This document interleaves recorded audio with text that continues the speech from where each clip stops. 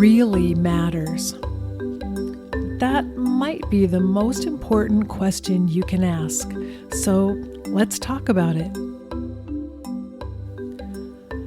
Welcome to What Really Matters podcast, Everyday Spirituality with Karen Wyatt. Thanks for joining me here again today and tuning in to see what I have to say about spirituality. And I'm going to move on to our next episode in the series on what the ego needs to learn, but I wanted to start with a little story first to share with you. The other day, I was walking along the beach. I'm staying near the beach right now, and walking on the sand right by the edge of the water. It was high tide, and usually I walk at low tide, but on this day it was high tide, so the waves were washing up pretty forcefully. And suddenly a large wave came up, washed over my feet and deposited a small stone right at my feet. And I looked down to see that the stone had some writing on it. There were words written in like black Sharpie on the stone. So I picked it up and read what it said was, "Worry that I'm not a good enough mom." And I realized this stone had probably been used in some sort of ritual, and maybe a person had several stones and had written messages on those stones of things that needed to be let go of negative or limiting beliefs that needed to be tossed aside and released. And then the person had perhaps thrown those stones into the ocean. And here, this particular one washed up at that moment in time at my feet. And so I thought it was really powerful. And I have no idea if maybe that ritual took place the same day or a few days before, but maybe it was a few years ago and somewhere remote from where I was. I have no idea how long that stone might have been tossing about in the ocean before it washed up at my feet. But at any rate, I took a look at that message and realized it had something for me to contemplate, worry that I'm not a good enough mom. And so it brought back all these memories of the years when my children were growing up, and I was really overwhelmed with concern that maybe I wasn't good enough. Maybe I made mistakes. I hadn't done things the best way possible, things that I regretted, things I said or did, and constantly dealing with that anxiety and worry about not being good enough as a mom, and really not being good enough in lots of ways in everything that I did at that time. So it really came from low self-esteem, from a lack of confidence, from not always believing in myself, that I felt a lot of anxiety about, was I doing the right thing in my life in various ways? Was I being as good as I could be? And so this stone washing up at my feet gave me a chance to contemplate those worries again and to look at how is that anxiety still present in my life now? How many times do I still worry and have concerns that I'm not good enough? I didn't do it right. I could have done that better. And how can I let go of that desire for perfectionism and see that maybe I'm okay just as I am, and however I accomplish things right now is okay for now. It's good to strive to grow and to want to always be doing a better job, but it's also good to recognize and appreciate that I'm doing the best I can right now, and to even see perfection in the mistakes I make and the flaws that I have.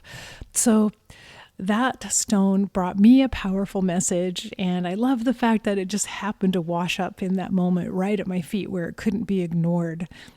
And I thought I'd share it with you because isn't life interesting how it offers us these little serendipitous moments where we have a chance to see something or hear something that can give us a message that we need right in that moment. But the thing is, we have to be watching for those things to happen.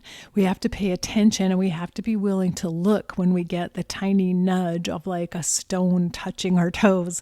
When that nudge happens, we have to be willing to embrace it and say, hey, let me stop for a second and take a look and listen and read whatever is here for me. So just a reminder for all of us to pay attention to those little signs around us, because there are probably messages for us everywhere that we could learn from and gain from if we will stop and take a moment to take them in. So I'm going to move on today. The topic for today, I'm still on the series of what the ego needs to learn. And this is part 3. If you've listened to the other previous parts, which I encourage you to go back and listen to the previous 2 episodes so you can get parts 1 and 2, but I'll review it for you here. I'm recounting 5 lessons that were shared by Richard Rohr in a podcast I happened to hear, Father Richard Rohr. And he said these are the lessons that they used to teach at a men's retreat many years ago. And they're really lessons for the ego when we're confronting our own ego, figuring out how we can grow, how we can kind of teach our ego to live a more spiritual life and bring our ego into alignment with our higher self. And so the first 2 lessons, number 1 was life is hard. You can go back two episodes and listen to that one. Why the ego doesn't really like to accept the fact that life is just hard and there are challenges and difficulties and pain built into life no matter what, even though the ego doesn't necessarily like it or want life to be that way. And number 2 was you're not that important. And again, that's a message for the ego to remember that there's something greater and something higher. And so today's lesson, number 3, is really a corollary and follows from last week's lesson. And this lesson for the ego is your life is not about you. And I will admit, the moment I say those words and read them, part of me resists it and reacts negatively to that. Like, what do you mean my life is not about me?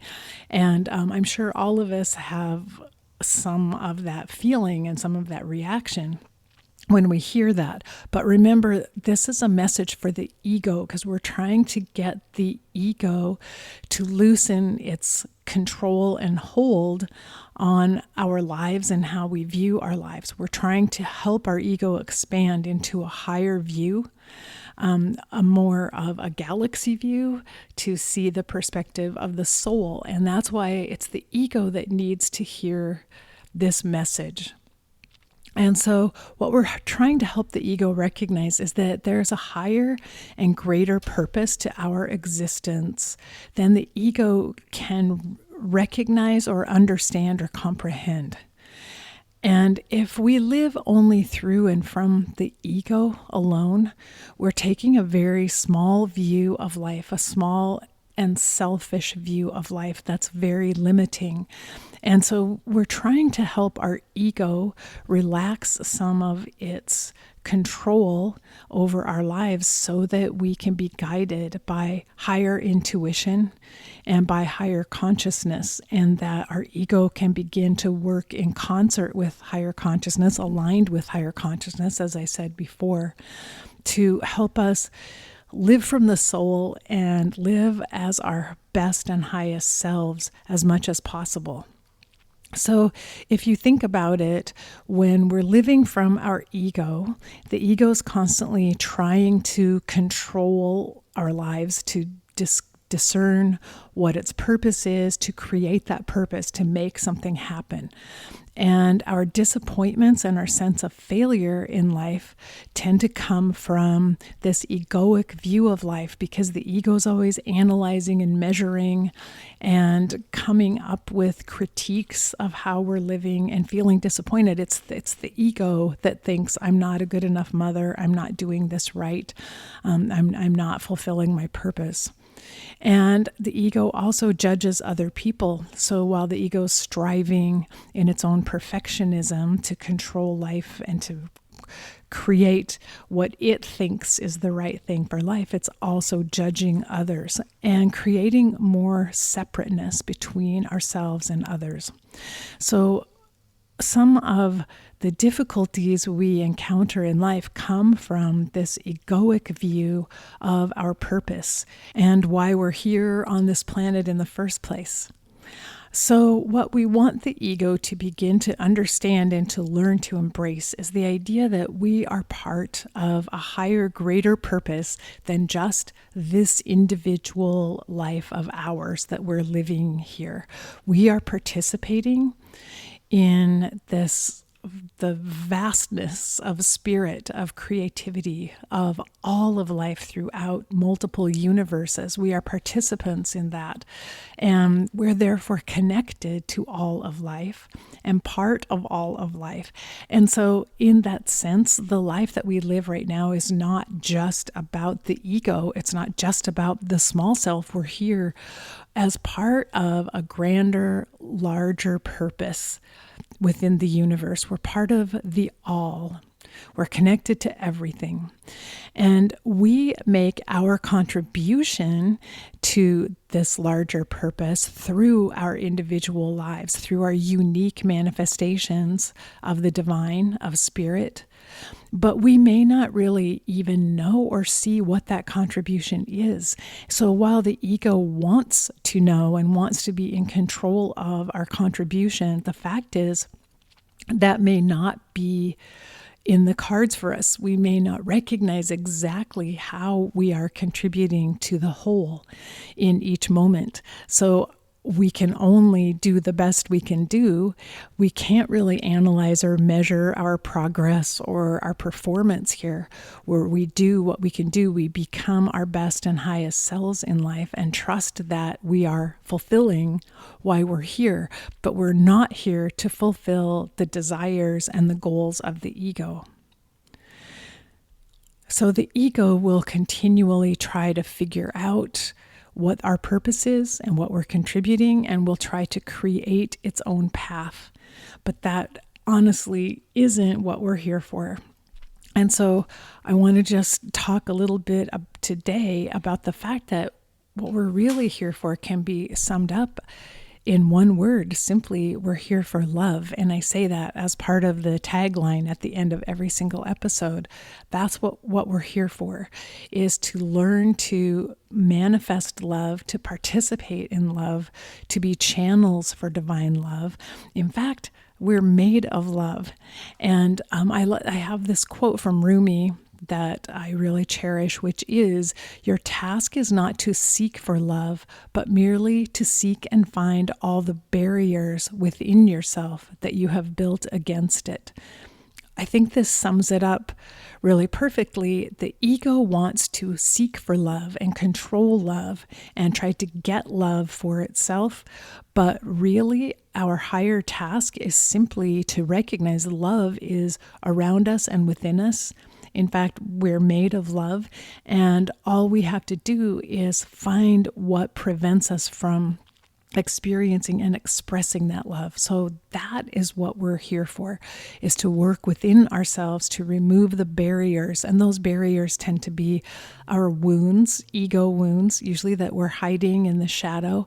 The more we work on ourselves interiorly and remove those barriers, the more we will be falling in line and in the flow of the divine love. That is when we will be participating in life, in the purpose for which we came here. So I like that reminder. Simply spend your time not seeking for love, but to remove the barriers to love that exist within you. Be willing to go within and look at shadow, look at the wounds you're carrying, look at the scars that you have, to understand how they are preventing you from participating in this divine love from spirit, from the universe. So to reiterate, the ego sees love as something apart from itself, outside of itself, that it is always trying to get, that it's seeking to try to bring into life.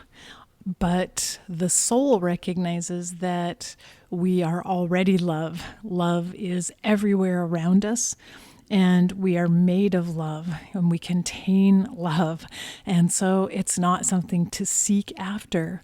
We simply seek the ways in which we don't recognize that we are love, and we seek those obstacles that we have created throughout our lives to the love that we are. And so another Rumi quote that I really like is this: on the path of love, we are neither masters nor the owners of our lives. We are only a brush in the hand of the master painter.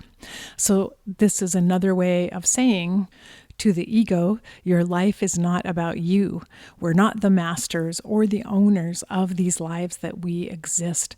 Our lives are tools, in a sense, of this divine love that are playing out in a certain way. We're part of this amazing tapestry or painting of the universe, of evolution. And we are participating in it in ways, as I said, that we don't even know.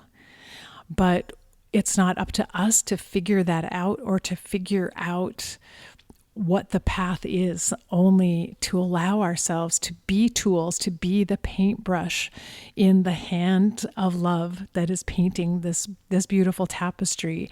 And so Rumi refers to the hand of the master painter, and I think of the master painter, some people might interpret that as being God. I think of the master painter as being simply the creative force of life, of evolution, which is love, that it's love itself that is painting this amazing picture that we're a part of.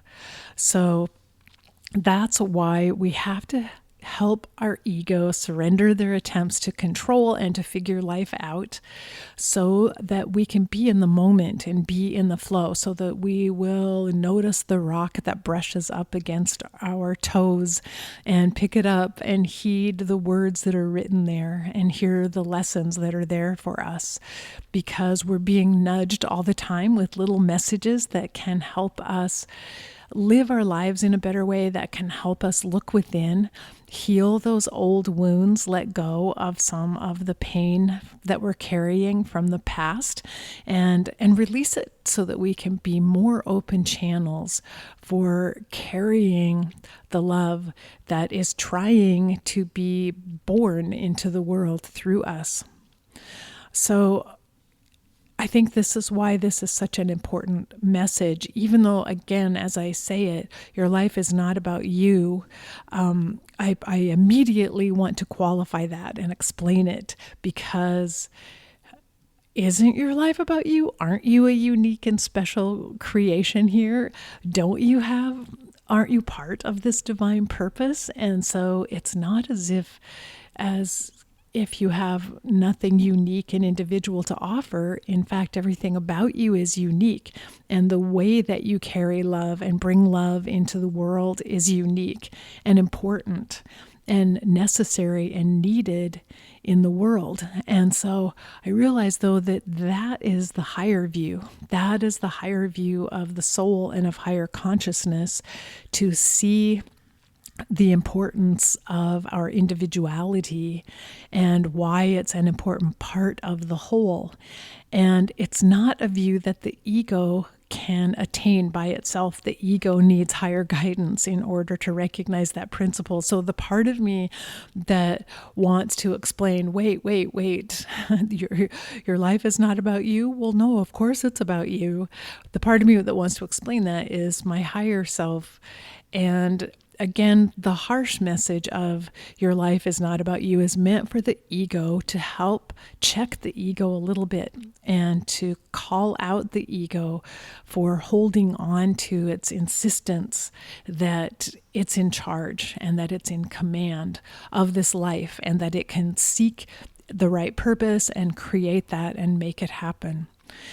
So here's maybe another quote that will help from Rumi, which is, "Love is the whole thing.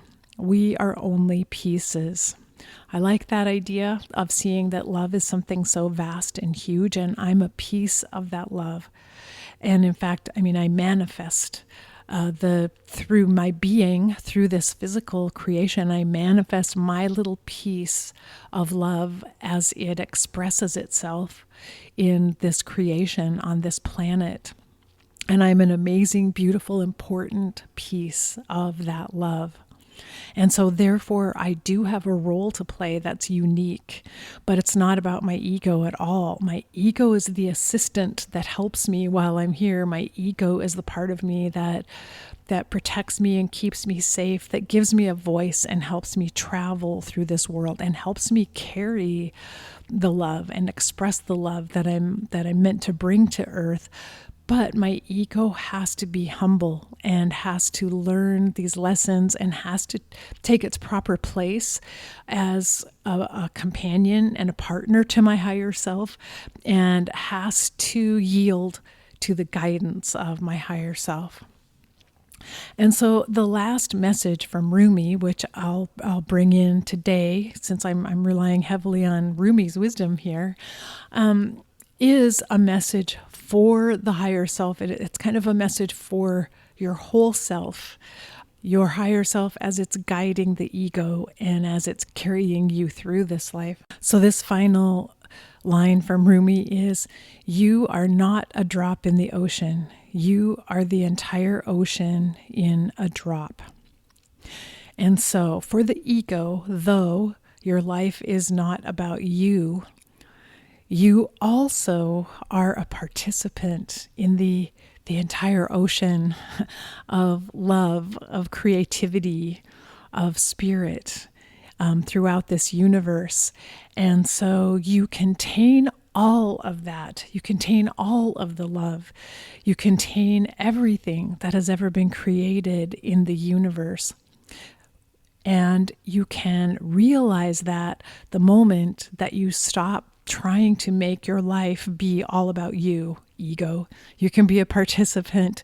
You can be the entire ocean in a drop when you surrender to the wisdom of your higher self and participate in this lifetime as it is evolving from the higher self. So love is the whole thing. We are only pieces. Let's remember that for today as we struggle with our egos that are always seeking love. May we recognize that we already are the love that we seek. We contain it within us. And as in my tagline every week, we're here for love. So remember that that's the highest and the greatest thing you can do in any moment, is always be opening yourself as a channel for love.